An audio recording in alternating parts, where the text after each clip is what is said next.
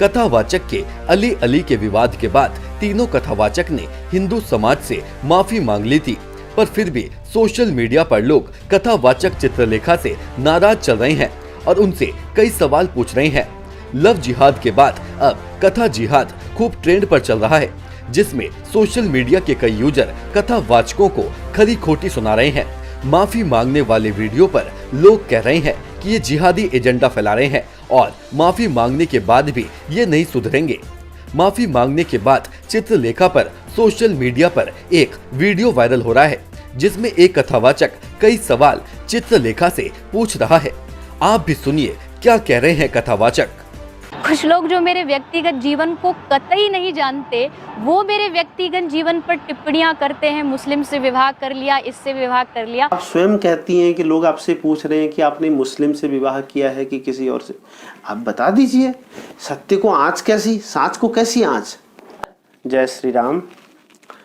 आजकल एक विवाद चल रहा है, देवी चित्रलेखा ने उस पर बहुत ही 2-3 बार स्पष्टीकरण दे दिया है। उसी स्पष्टीकरण पर मैंने प्रश्न पूछे हैं। पहले भी हमने एक वीडियो बनाया था, उस पर आप सब लोगों ने खूब समर्थन दिया था।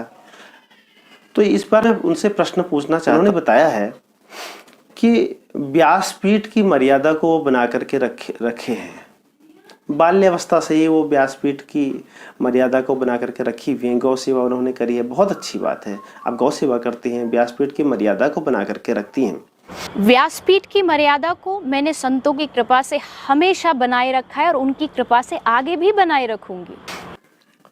तो आपसे कुछ प्रश्न हैं। अगर आप व्यासपीठ की मर्यादा को बना करके रखती हैं, पहला प्रश्न तो यही है कि स्त्री को क्या व्यासपीठ पर बैठना चाहिए? आपने तो भागवत भी पढ़ा है, अन्य पुराण भी पढ़े होंगे। क्या स्त्री को व्यासपीठ पर बैठना उचित है? ये व्यासपीठ की मर्यादा है। चलो, इस पर आपकी जो भी प्रतिक्रिया हो। पुनः आपसे यह प्रश्न है कि आपके ही द्वारा आपके विवाह की कुछ वीडियो, फोटो सोशल मीडिया पर डाली गई है, तो हम ये जानते हैं कि अब आपका विवाह हो चुका है। तो देवी जी, यदि आपका विवाह हो चुका है तो अब आप कुमारी नहीं है, आप सब जानते ही हैं। तो कुमारी नहीं है तो आपको मासिक धर्म का दोष भी लगता ही होगा, क्योंकि मासिक धर्म में शरीर पवित्र नहीं रह पाता है। उस समय हम सब जानते हैं कि हम कोई भी मांगलिक कार्य, पूजा आदि नहीं करते हैं। हम उन दिनों भगवान से जरा सा दूर रहते हैं, दूर रह करके भगवान का भजन पूजन करते हैं, जो भी महिलाएं आदि हैं। तो मासिक धर्म में उस समय यदि आप कथा कहती हैं तो व्यासपीठ की मर्यादा आप कैसे बना करके रखती हैं? क्योंकि आपके पास तो लगातार कथाएं चलती रहती हैं, तो उस बीच आप व्यासपीठ की मर्यादा कैसे बना करके रखती हैं? दूसरी बात यह है कि यदि आपका विवाह हो चुका है तो हमारे यहाँ सनातन धर्म में, भारतीय संस्कृति में विवाहित महिलाएं सिंदूर धारण करती हैं, मंगलसूत्र लगाती हैं, बिंदी लगाती हैं और अन्य मांगलिक श्रृंगार आदि धारण करती हैं। तो आपके अनेक वीडियो में मैंने देखा कि आपने न तो सिंदूर लगाया है, कोई भी सौभाग्य का चिन्ह आपने धारण नहीं किया है। तो आप ये सौभाग्य का चिन्ह धारण क्यों नहीं करती हैं? क्योंकि आपके बहुत सारे फॉलोवर हैं, बहुत सारे मानने वाले हैं। वो आपसे क्या सीखेंगे? यदि आपने सनातन धर्म को धारण किया है तो आपके जीवन में वो दिख क्यों नहीं रहा है?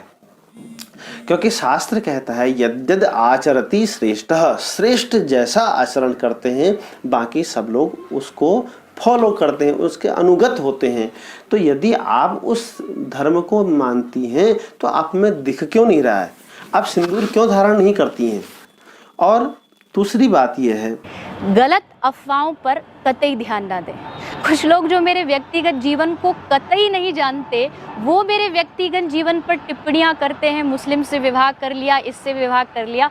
अगर आप मुझे जानना चाहते हैं तो आप व्यक्तिगत मुझे जानिए, वास्तविकता क्या है उसको समझिए और उसके बाद उस पर विश्वास करिए।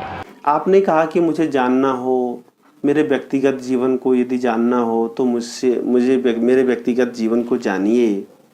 यदि आप व्यक्तिगत हैं तो सामाजिक कैसे हैं? और यदि आप सामाजिक हैं तो व्यक्तिगत कैसे हैं, इसका भी उत्तर जरूर दीजिएगा।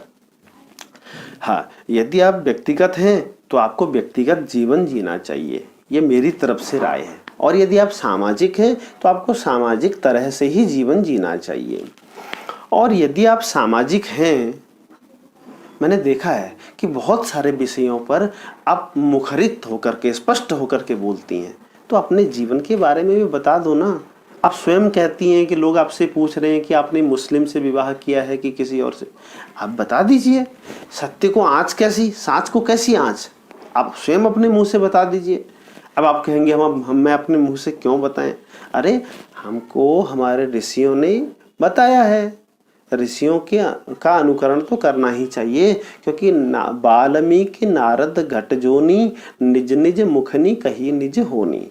नारद आदि श्रेष्ठ ऋषियों ने भी अपने साथ घटे हुए अपने जीवन की व्यक्तिगत जीवन को भी लोगों को बताया है, क्योंकि श्रेष्ठ का जो जीवन होता है वो श्रेष्ठ ही होता है।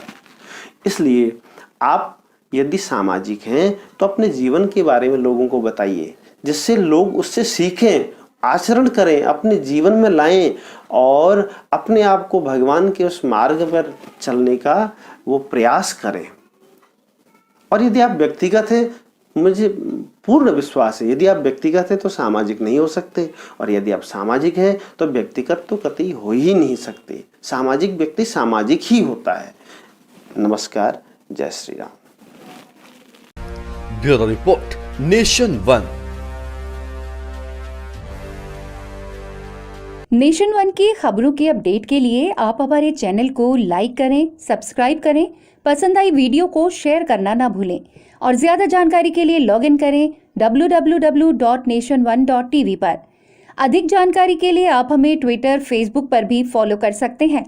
तो खबरों की ज़्यादा जानकारी के लिए बने रहें नेशन वन के साथ।